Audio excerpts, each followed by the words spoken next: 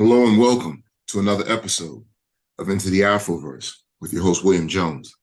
And Into the Afroverse is where we're taking Black folks into the future.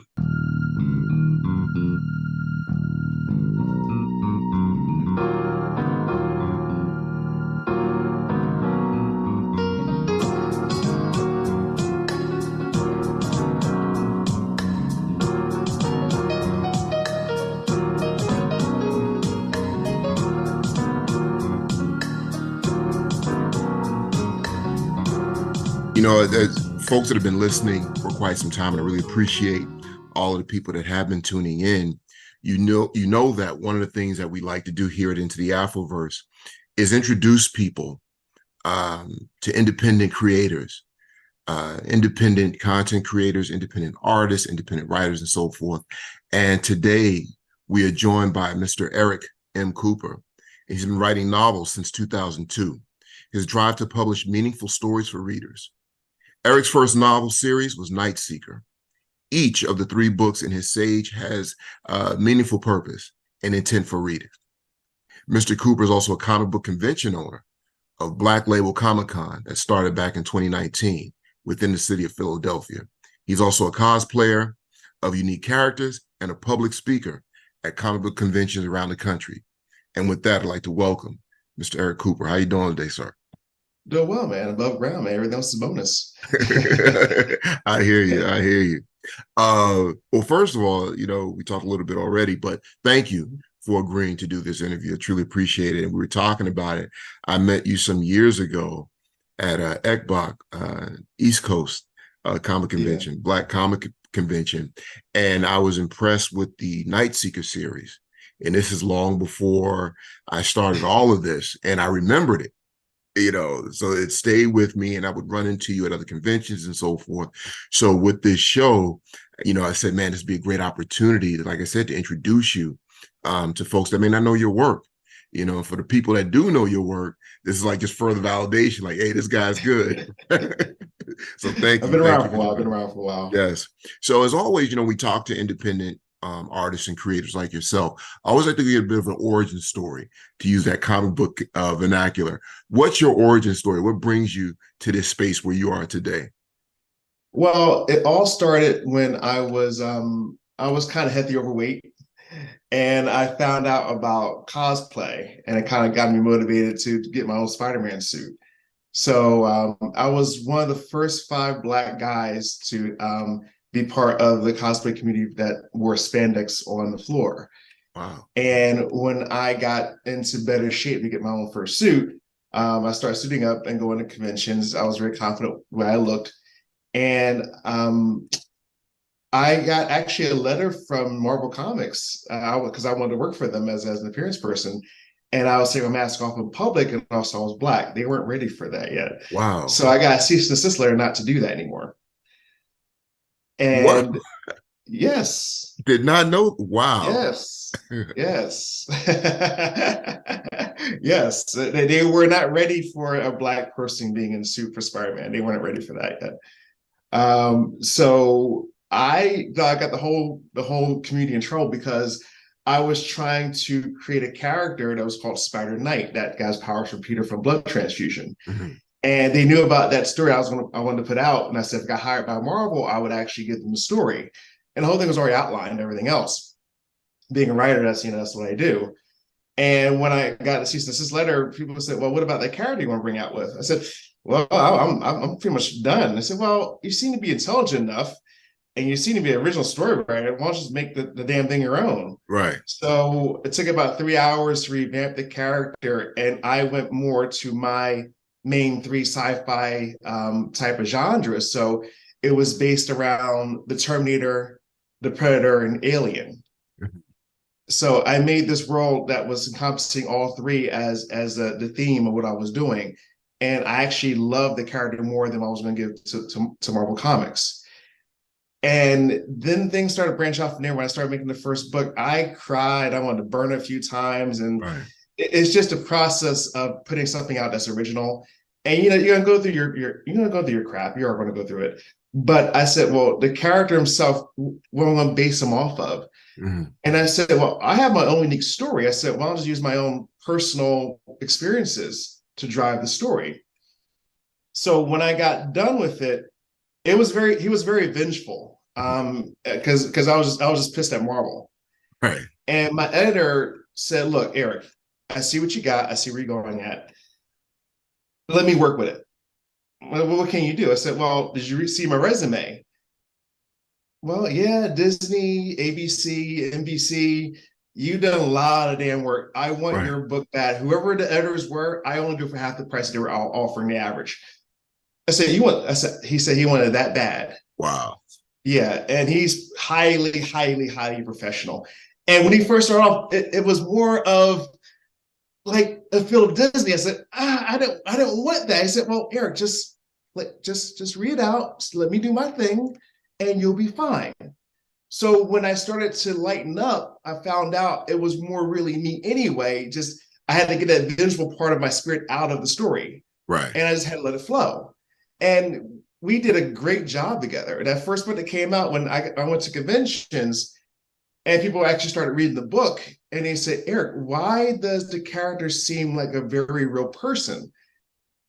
I Right. said, "Well, you're actually reading my backstory," Wow. and they said, "Oh, that's why it's so real." Yeah, you're reading my backstory for you guys' powers. The whole backstory was actually me. I just used different elements that Right. kind of disguise what I was going through personally. Right. But you really are reading my backstory. And from what I know, for any cosplayer or any writer of comics, no one's ever used their true life story as the main driving force for the superhero character. They use like little elements here and there, but you actually got my true life story Wow. in the beginning of the story. Wow. And like I said, I remember reading Night Seeker. Wow, going back some time. I just it's been quite a while. Yeah, And yeah, yeah, so that says a lot, as yeah. to why it resonated with me and why, like I said, it brought me back to you to have you come on.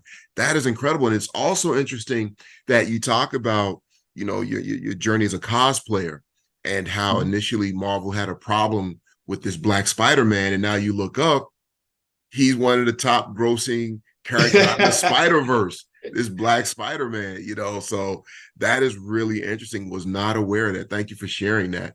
Yeah, Um, yeah.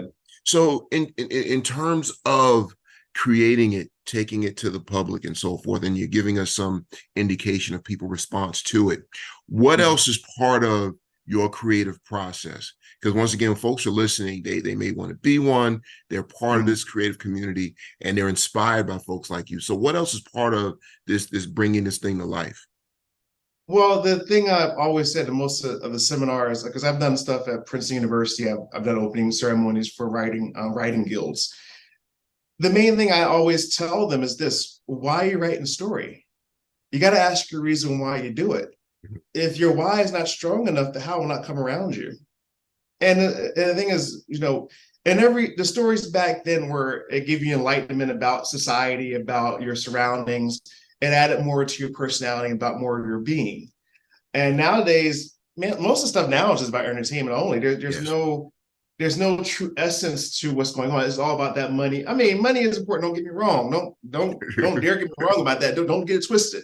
Right. Money is important, yes, but to find a balance of your personality, your the money you get from what you do, but make sure it all encompasses your life and about what you want to represent to the world. Because Right. you're not just writing. I mean, and again, you are writing for you. Don't get me wrong.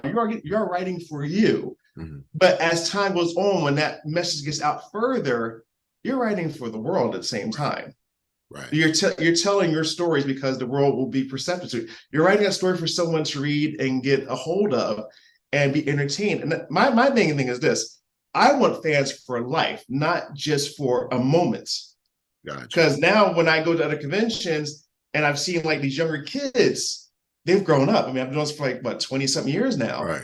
They've grown up and said, Eric, everything I do now is because you inspired me through your stories because you told that real essence of who you were.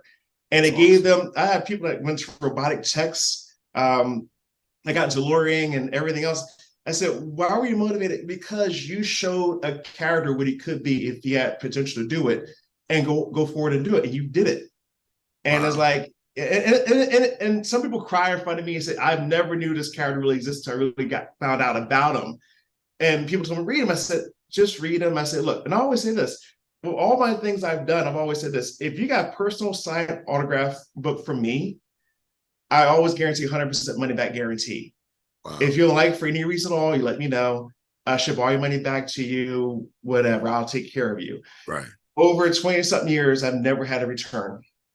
That's never. Awesome.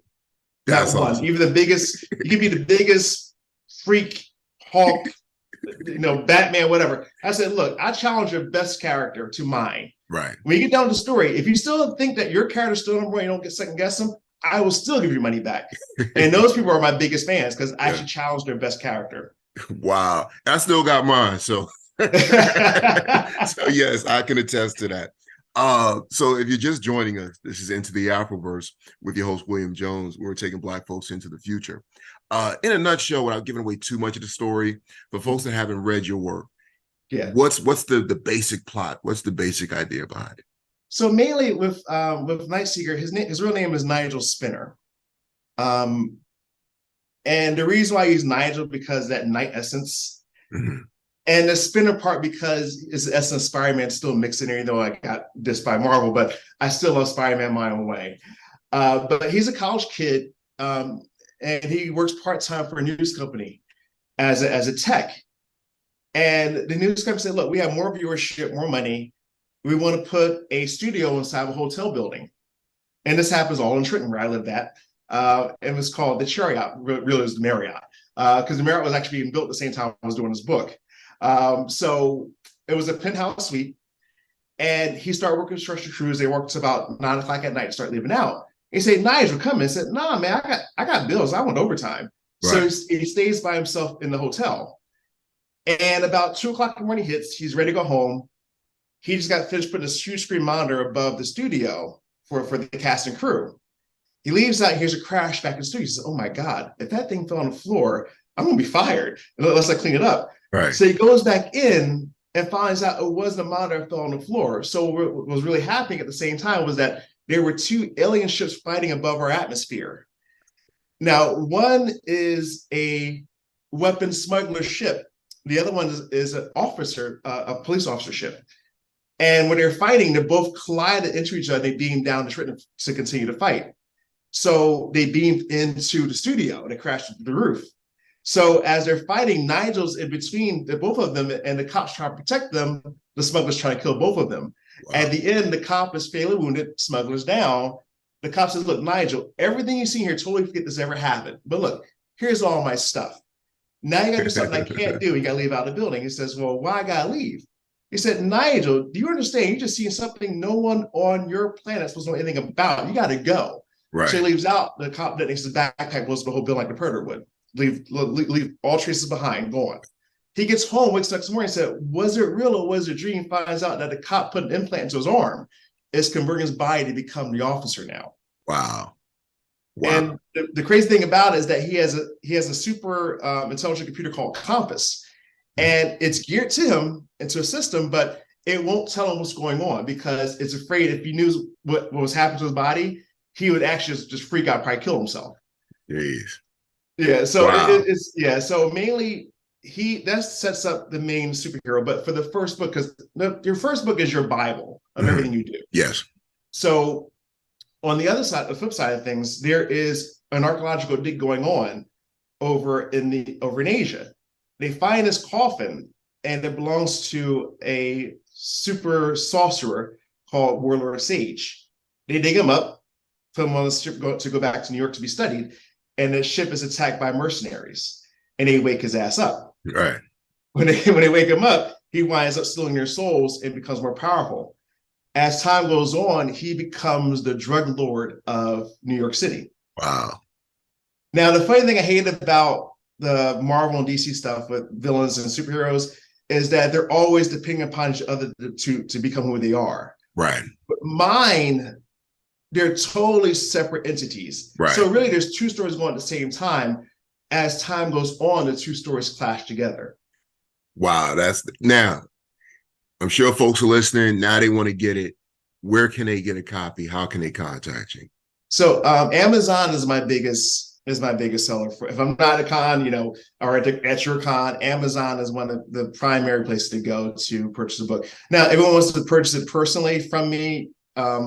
Eric.cooper.353 Instagram or Facebook. I can do transactions online. That's not a problem. But yeah, and like I said, everything that you get from me, especially personally signed, is the 100% money back guarantee. Excellent, excellent. So, as part of this process, and when we look at what's happening with Marvel, DC, and look at all this money that they're raking in, basically printing money with these films. I don't know, DC a little shaky lately, but you get the point. But you know what? I did watch Blue Beetle last night. Actually, I was actually impressed.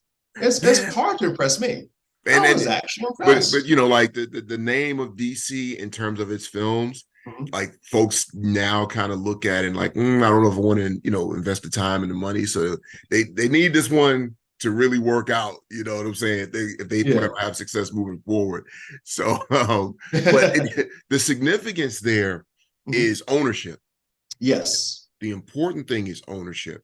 You as a creator, I want you to speak to the importance, the significance of ownership, and also give us some insight into how you maintain control over your creations. So the fun thing about what I've done, and no one has actually tried to copy my work. I'm cool about that. It's a great thing. When you own your own self, it's your property. So if anyone wants to blow it up, make it into a movie, comic strip, whatever, the royalties are yours. Of course, everyone's afraid of AI stuff at the moment. Don't get too frazzled out by it, but AI is eventually going to happen to everybody. Yes. So you got to learn how to monetize everything you do. But as far as ownership, owning your own properties, it is very important because it's part of your legacy. This is what you put into the world. This is your baby. This is your puppy. So you treat it like a parent. Right. And the nice thing about ownership is that when I go to anywhere I go, they know who I am. I don't have to say I'm the writer for Nightseeker. They automatically know who I am. I don't have to say anything about it. Right. And no one's trying to steal work because I have celebrities in my work, such as Patrick Stewart, Kate Mulgrew, Ray Park, Kevin Grievous from Underworld. Yeah. Jonathan Frakes, Commander Riker, Captain Siska, as Avery Brooks. All these people are part of work I've done. And they actually, they honor it and treasure it. And it's a great feeling because no one's going to try to steal it because they said, well, you better go confront the actors that's part of this because they already have stuff. They already know this is my work. So I never have to worry about anyone stealing my stuff at all. It's a great thing. Right. But like I said, when you own yourself and you own your own business, it gives you a lot of pride and a lot of appreciation of what you've done because people can gravitate to you and get it from the horse's mouth. You are the horse. Excellent. Excellent.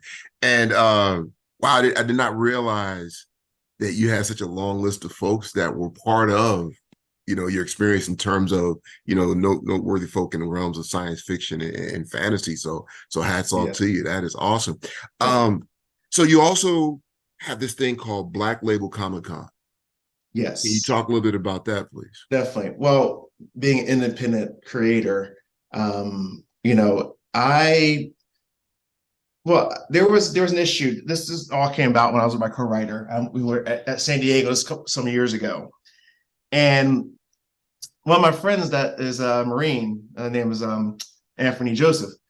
He bought a ticket for the week for San Diego, and he was Marines, but they called him back in to do a thing for a couple of days, so he couldn't use his ticket. So, and he felt like, kind of bad about, I spent all this money to get this thing and I can't even use it for the first 2 days. I said, Aaron, let me help you out. So I put a listing on like Craigslist, whatever. I said, anyone wants to borrow a pass for 2 days, just pay whatever you would have paid for those 2 days. And boom. So I got flagged by San Diego. Wow. Yeah, I got flagged. It's everything, all your tickets, whoever you're associated with, all that stuff is down the drain. I said, damn. So I paid for my flight, paid for my hotel, and I'm gonna just submit at the last minute. Okay, whatever, right? So I still went to con. I went up to customer service and I deal with the main person that takes care of the badges. Mr. Cooper, I know your work. I've seen your stuff. You are a very, very good talent. What you did was you can't do stuff like that. And I said, I understand now. I Right. see. I know you weren't using it for like big monetary gains, but you just can't do anything like that. I said, okay, all right. So slap on the wrist. All right, we're gonna reinstate you. You came to me personally and you talked to me personally. I gotta honor that. You didn't like do a big rant online. So he reinstated everything, which is great. But at the same time, I was like, to be denied, Mm-hmm. and for an independent writer and artist, or creator, when you go to San Diego, you go to New York Comic Con, these big, huge companies, DC, Marvel, Sideshow, all these guys have huge presence. They got the money. Right. They got the money to do so. But when it comes to the independent writer and artists, we got a little artist alley. Oh, Right. cool. We're not advertised that much. They don't talk to us. But the thing is, all the creations, all the effort comes from us before the big companies get a hold of it. Right. Why can't we have a space where we're on even ground with everybody, where we're going to put our ass out on the show floor and show what we really have and be highlighted what we do? So that is the reason why I developed Black Label Comic Con. I put in Philly because Philly is a big art mecca to be in the metro area. So I started in 2019. We went to the Hampton Inn. We had a great time, amazing time. And then I kept it there, 3 more times there. And the pandemic was a mess, Yes. but we had to skip over 1 years. But everyone has ever been to my con, they truly appreciate it. They really do appreciate the things I've done. And the artists have always got more work, and they got network a lot more from the thing I established. So I do appreciate it. Now, I might be holding off Black Label next year and maybe put it 2 years later. Because I'm resetting for a new type of convention I want to do that's more towards my personality, what I want to do. But it was an experiment. I learned a lot from it. It will help me with the next venture for next year. That's excellent. Well, congratulations to you. And, when you want to come back and talk about it, whenever you plan on having the next one, by all means, make sure you come and let us know. So has there been talk about taking your work beyond the page, big screen, small screen? Anything of that nature? There's always talk until Right. someone pulls a paycheck out. Right. There's always talk. Okay. I've always regarded, said, look, you can talk at the beginning, but until you put a paycheck in front of me or a check with some zeros, it doesn't mean much. I'm still going to carry my work and do what I got to do. Later on, if I get picked up, I get picked up. If I don't, you know what? I still got my puppy out there. No matter which way you look at it, I did me. I did. Now someone's come along and enjoying the fight. Hey, hallelujah. I will listen. I don't have a big head. I make sure everything is fair, everything I do. But if someone's come along and offer a big paycheck for a movie, now I will say this: I do want some controlled rights to what's being produced. Right. I do want some rights to say, so there's still going to be some kind of negotiation between. But I don't mind someone coming in and saying that we want to take the next level. I have no problem with that. Excellent. Well, I hope to see your work on the big screen, small screen at some point in the future. Exactly. We always talk about here on Into the Afroverse, we talk about Afrofuturism. We talk about what it looks like in the future. Yeah. What is your future? Your future, not the way things are going, because that's debatable. But how do you envision the future of this country, Black people in particular, and what role do you see yourself having in creating this better future? I see myself giving more spaces to brown skin to express themselves and learn more about themselves and to experiment with what life has to offer. And that new convention that I do want to head up next year, that's going to be that piece that I've been, I guess, holding back on. A lot of people were expecting this to happen. I still have to keep it close to my chest. Right. But trust me, it will have a very interesting cultural impact for a lot of people. And it's only just a start. But as the future of us as a people, we are the most creative, ingenuitive people on this planet. We got to start claiming back what's ours. we got to start claiming back what's really ours, Right. and stop kowtowing to other cultures. We have to produce our own stuff. And like now, as far as Black Label Comic Con goes, it was centered off the idea of Black Wall Street. Wow. We have to share our resources among ourselves, and then the other races come in on their own. Because, right. But the thing about this, but we've always been the leading part of culture, but we never get no credit for it. Right. We never get no credit for it. Now it's time to say, let's be the loud ones in the room and take back our stuff and our credit. It's time. Yes. It is damn time to do it. Agreed. And not be embarrassed to sit. No, not be embarrassed whatsoever. Yeah, no. It really bothers me when I see these things that we create, you know, this whole conversation around, let's say, hip hop and its 50th anniversary. There's almost like this embarrassment to say that Black folks started it, that this is ours. There's this, you know, for some reason, we almost feel ashamed of it, and we almost feel obligated to bring other people in and force them into, you know, like part of the history. So I agree with you 100% in saying that it's really time that we reclaim it. It's really that we build walls around it and protect it. Yes. So that's another thing, going back to this conversation of ownership. That's something else that we definitely need to be more cognizant of owning it and controlling it, because all too often, we say this a lot here, it's taken from us, repackaged, and sold back to us. So yes. I'm really happy that folks like yourself are taking the reins, saying this is mine, this is ours, and recognizing our place in the space. Believe it or not, we're closing up the end of the segment. Yeah. Quickly. It goes by quick, doesn't it? Yes. Especially with great interviews. That's when it really goes by quickly. Any final words? My main thing, and this is to just to human society in general. Right. If you got a dream, don't make it a dream, make it a goal. Set goals in life. Set your goals. Do not go by the dream is okay. That's just when you're sleeping. Right. When you wake up, have your goals set and ready in front of you at all times, on your phone, in your car, on your computer system, wherever it's going to be. And always have like some kind of time element on it, because if you sleep too long, it's going to pass you by. Yes. But stick to your why. Your why is going to be your strongest reason why you do what you do. And then the how, either be AI, people, or elements surrounding you, will come to aid you to what you want. Because if you vibrate, and I'll go back to this universal law. Right. What frequency are you vibrating to others and to things around you? And trust me, I've been through a lot of in my time. Right.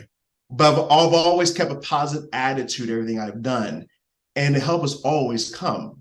I never had to say, yeah, I'm you know, I got no help. I've always had some kind of exterior help that comes into play to everything I've done. And my life is almost like a movie. You know, right. It's like has a drama, dramatized, but at the end of the day, the credits do show. And I said, yes, I credit the universe. Everything I've done to people around me is an amazing thing. That is awesome. Well, once again, man, thank you so much for joining us.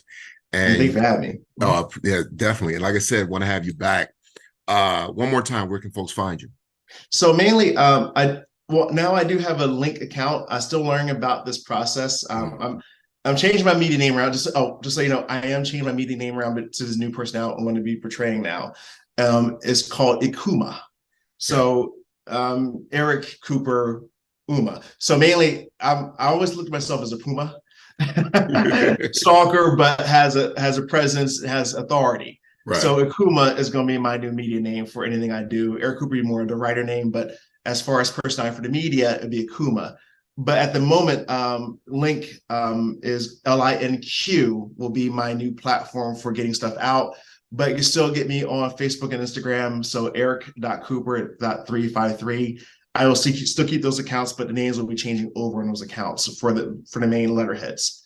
Awesome. But I don't hide. I'm always around. Excellent. Well, once again, thank you. And that'll about do it for another episode of Into the Afroverse with your host, William Jones. And Into the Afroverse, we're taking Black folks in the future. Be sure to check out the website, afrofuturismnet.com. Folks always asking, how can they support?